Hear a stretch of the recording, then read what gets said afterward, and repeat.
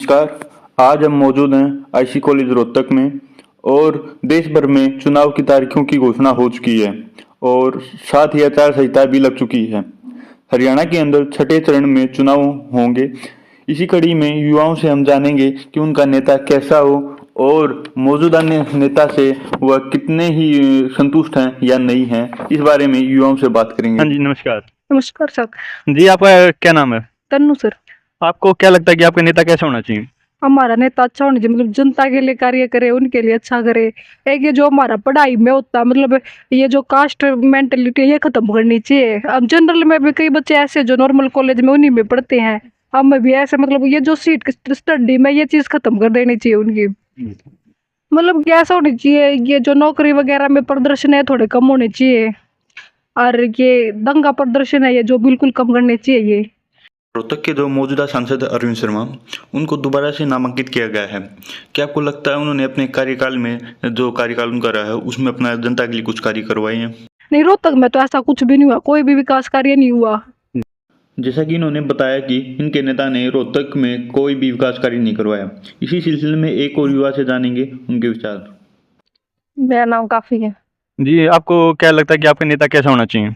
हमारा नेता ऐसा होना चाहिए कि भाई जो आज के जो स्टूडेंट है उनके भविष्य के बारे में सोचे, कि भाई आजकल जो है स्टडी के बारे में, मतलब इतनी सारी कम पोस्ट निकलती है कि फिर आगे नहीं जा पाते, बच्चे वहीं पे रह जाते हैं। जैसा कि बच्चे वहीं पे रह जाते हैं, पढ़ते भी है फिर भी वहीं पे रह जाते हैं।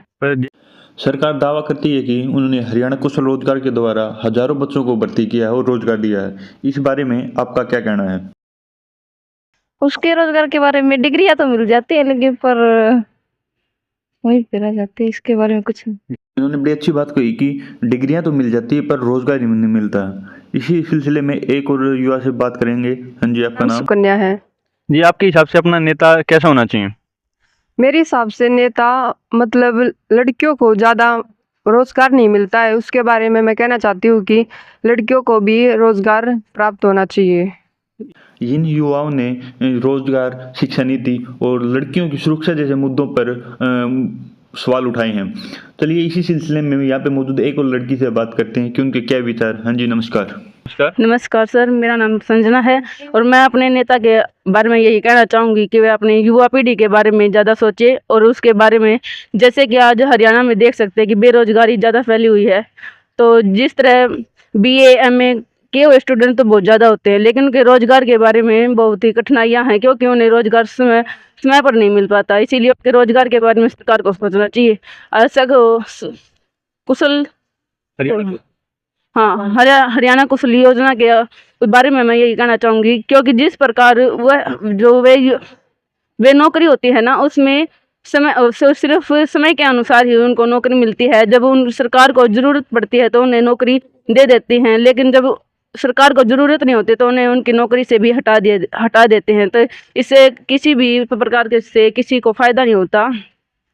तो नौकरी हो तो परमानेंट हो। और मैं ये भी कहना चाहूँगी सभी साथियों से कि नौकरी जो जो नौकरी के लायक हो उसी को ही मिलनी चाहिए। जो नौकरी के लायक न हो तो उसे नौकरी देने का कोई फ़ायदा भी नहीं होगा। सरकार समय समय पर आम लोगों के लिए काफ़ी योजनाएं निकालती हैं, चाहे वो चिरायु योजना हो, उज्ज्वला योजना हो या फिर आयुष्मान कार्ड जिसमें आपको फ्री इलाज मिलता है। क्या ये सभी योजनाएं लोगों तक सुचारू रूप से या फिर सही लोगों के पास पहुंच पा रही हैं? वैसे ये योजना तो बहुत अच्छी हैं, लेकिन कुछ ऐसी कठिनाइयाँ होती है जिससे ये योजनाएं मतलब सभी लोगों के पास नहीं पहुंच पाती। और जैसे उज्ज्वल योजना है, यह बहुत से व्यक्तियों को मिल तो जाती है, लेकिन जो इनसे वंचित रह जाते हैं, ये काफ़ी लोगों को नहीं मिल पाती। इसीलिए मैं यही कहना चाहूँगी कि मतलब इनके बारे में ज़्यादा जानकारी समय समय पर सभी को प्राप्त हो और उनको यह योजना का फ़ायदा भी प्राप्त हो। इन्होंने बताया कि योजनाएं तो काफ़ी अच्छी सरकार द्वारा लाई जा रही हैं, परंतु जानकारी के अभाव के कारण लोगों तक ये सही तरीके से पहुंच नहीं पाती, जिसके लिए इन्होंने एक अच्छा सुझाव भी दिया कि सरकार द्वारा जन जागरूकता अभियान चलाना चाहिए ताकि ये आवश्यक लोगों के पास पहुंच पाए। इसी सिलसिले में एक और युवा लड़की से बात करते हैं कि उनका क्या विचार है। हाँ जी, नमस्कार। नमस्कार। जी, आपका नाम? प्रीति है। प्रीति जी, आपका क्या मानना है कि आपका नेता कैसा होना चाहिए? हमारे अकॉर्डिंग हमारा नेता मतलब अच्छा होना चाहिए, जो लड़कियों की प्रोटेक्शन कर सके और मतलब लड़कियों को रोजगार दे सके।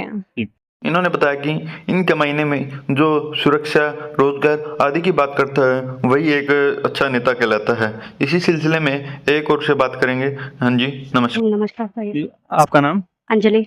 जी अंजलि जी, आपको क्या लगता है कि आपकी जो लीडर की जो कार्यशैली है उसमें किस कार्यों को उसने प्राथमिकता देनी चाहिए?